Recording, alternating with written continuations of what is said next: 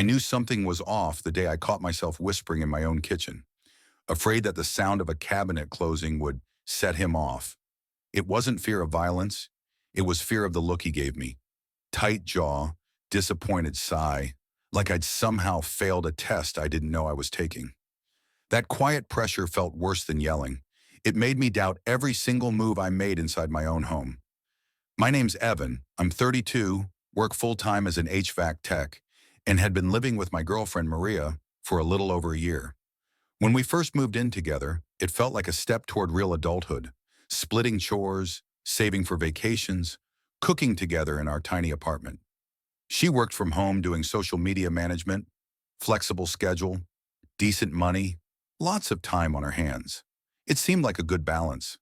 But little shifts started happening. She'd leave dishes to soak for days. Laundry piled up even though she was home all day. Packages kept arriving, skincare bundles, new clothes, random gadgets. But she always insisted she needed them for work. I didn't mind at first. I figured we'd settle into a rhythm. Then the comments started. "You're so lucky I know how to handle the bills. You'd be lost without me. You stress way too much about money. It's unattractive. I bring in way more value than you think." She said these things lightly, like jokes, but they hit wrong. Still, I brushed them off. Couples tease each other, right? I didn't realize the difference between teasing and training. A few months in, I noticed our joint account dipping lower than usual. Rent was still being paid, but the cushion we'd built was shrinking fast. When I asked her about it, she rolled her eyes. "You're acting like a dictator. I told you I needed to upgrade my work setup. Why don't you trust me?" I backed off. Trust matters. Maybe I was being uptight, but the upgrades kept coming. New desk, new chair, new lights, and somehow a weekend trip with her friends that she insisted was networking. Meanwhile, I was picking up extra service calls just to make sure we didn't overdraft. The worst part wasn't the spending, it was how she started talking to me. "You have no idea how finances work. Let me handle everything. If you want me to stay with you long term, you need to grow up about money. You wouldn't survive a week budgeting without me." Every time I questioned something, she flipped it back on me. Too controlling, too anxious, too inexperienced. Somehow her draining our account became my fault for not understanding the creative industry. One night after a 12-hour shift, I came home to a dark apartment. The air smelled like leftover takeout. Maria was curled on the couch watching a show. She didn't look away from the screen. "The electric bill is due. I need you to transfer another 300. My stomach sank. "Didn't we pay that last week?" She paused the show like I just said something offensive. "Evan, do you really want to have this conversation right now, when I'm already exhausted from managing everything?" Everything. She managed everything, apparently, even though I was the one working extra hours while she drifted from purchase to purchase. That was the first moment I felt something crack inside me. A tiny, quiet realization. This wasn't partnership. It was dependency.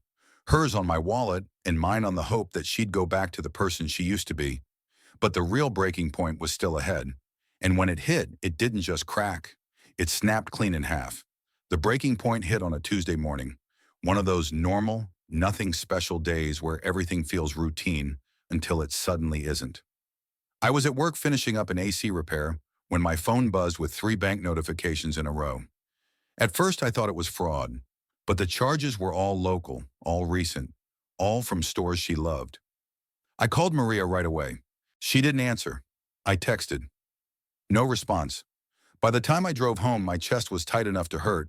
She was in the kitchen, casually making a smoothie. "Hey," she said, like everything was totally fine. I set my phone on the counter. "What happened to the money?" She didn't even look over. "I bought a couple things for a project. Don't freak out." "A couple things? You spent almost $800 in one morning." She finally turned, annoyed instead of apologetic. "Evan, relax. I told you, I needed them. You always turn into a jealous accountant when I invest in myself." My mouth actually fell open. "This isn't jealousy. Rent is due in 2 days." "So what?" She shrugged. "You get paid Friday. And today is Tuesday." She rolled her eyes so hard I thought they'd get stuck. "God, I can't have one day without you interrogating me. If you weren't so insecure about money, this wouldn't be a big deal. That word, insecure, hit me like a punch. She used it every time she wanted to shut me up, every time she didn't want to take responsibility. I felt something cold settle in my stomach. I tried one more time. You didn't ask. You didn't warn me. You drained almost everything we had. And, she crossed her arms, I manage the budget better than you. You should trust me instead of panicking over every dollar. Budget. She called it a budget. It was spending, my hours, my overtime, my stress. But she had convinced herself she was the responsible one. That night after she fell asleep, I opened our online banking again. I finally looked through the last 3 months. Dozens of transactions I hadn't noticed. Subscription services I never approved, cash withdrawals, transfers to her personal account. She had been draining us slowly, then blaming me for never having enough saved. At the bottom of the statement, I saw something that made the room tilt. A transfer scheduled for Friday, $200 to her personal checking, the same day as my paycheck. She didn't even hide it. That was the moment the last piece snapped. Not in a dramatic movie-style way, more like an internal click. A quiet decision, I'm done. But I didn't confront her. I didn't yell or demand answers. I just stared at the screen, feeling everything go still. Calm, focused. If she wanted to drain me dry, she'd pick the wrong guy. I wasn't violent, I wasn't petty, but I was patient, and I paid attention. That gave me an advantage she never realized I had. This wasn't just disrespect. It was financial abuse disguised as helping with bills. And she'd been getting away with it for months because I'd been too tired, too trusting, too hopeful. Not anymore. I sat back, rubbed my face, and let the plan form naturally. Simple, quiet, impossible for her to twist against me. A plan she would never see coming because she honestly believed she was smarter than me. By sunrise, I knew exactly what I was going to do. And by Friday morning, everything would shift in a way she couldn't undo. I started quietly, the way she always assumed I wouldn't. On Wednesday morning, before heading to work, I logged into our bank account and changed one small thing she never thought to check. I switched the primary email and phone number on file back to mine.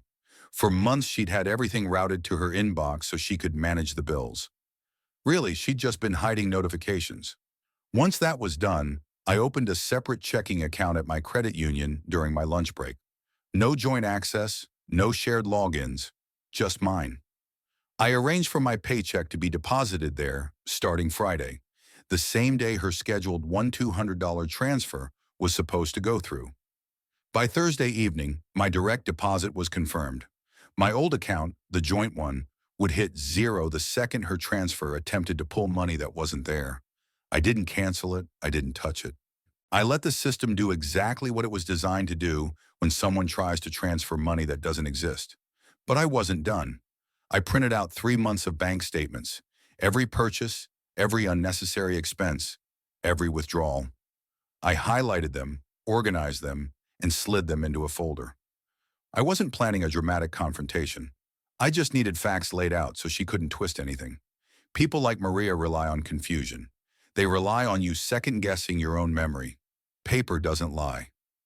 Friday morning arrived. She was still asleep when I left for work. My stomach felt weirdly calm, like the quiet before a storm that you already know won't hit you. Around 9:20 a.m., my phone started buzzing. 5 missed calls from Maria, then 7, then 12. I didn't answer. I kept working. At 10:04, she finally texted, "Why did the transfer fail? What did you do?" I put my phone back in my pocket. At 10:30, another message came in. "Evan, I can't pay bills if you sabotage us." There it was. Her favorite trick, turning her actions into my fault. I let her stew. She'd been draining me for months. She could wait a few hours for clarity. I got home around 4 p.m.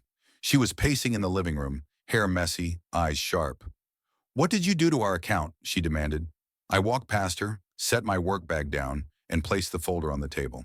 "I fixed it." She blinked. "Fixed what?" "You broke everything. I couldn't pay anything today. My card kept getting declined." I opened the folder calmly. "Because there was no money left. Because you spent it. Here, I tapped the highlighted pages. Every transaction for the last 3 months. These aren't shared expenses, Maria. These are your shopping sprees, your work essentials, your cash withdrawals. Her face twisted into something between offense and fear. You're spying on me now? Snooping through my finances? That's abusive, Evan. I almost laughed. Our finances. You used my income. You drained our savings. And you tried to transfer my entire paycheck the second it hit. She froze. For the first time in months, she didn't have a comeback. I didn't touch your access, I said. The transfer failed because my paycheck doesn't go there anymore. The bank froze the account for suspicious activity. You did that, not me. She stepped closer, voice shaking with anger. You made me look stupid. You humiliated me. No, I said. You did that to yourself. I just stopped paying for it. The silence after that felt heavier than any argument we'd ever had. I grabbed a small overnight bag I'd packed earlier. I'm staying with my brother until the lease ends. I already talked to the landlord. I'm taking my name off the renewal. Her mouth opened, closed, opened again. So you're just leaving? After everything I've done for us? After everything you've taken from us, I corrected. She didn't follow me out. She didn't beg. She didn't apologize. She just stood there, surrounded by the things she'd bought with money she never earned, finally realizing the well had dried up. And for the first time in a very long time, I felt free. I didn't expect the fallout to hit so fast, but it came in waves. The first happened 2 days after I moved in with my brother. The landlord called to tell me Maria had tried to argue her way out of paying the remaining month of rent. She'd insisted I was responsible for abandoning her, but the lease was crystal clear. Joint responsibility until the end of the term. I told him I'd cover my half early and that he could pursue her for the rest. His voice dropped a little. She's not taking this well, he said. I just nodded, even though he couldn't see me. She'll figure it out. The second wave came from the bank.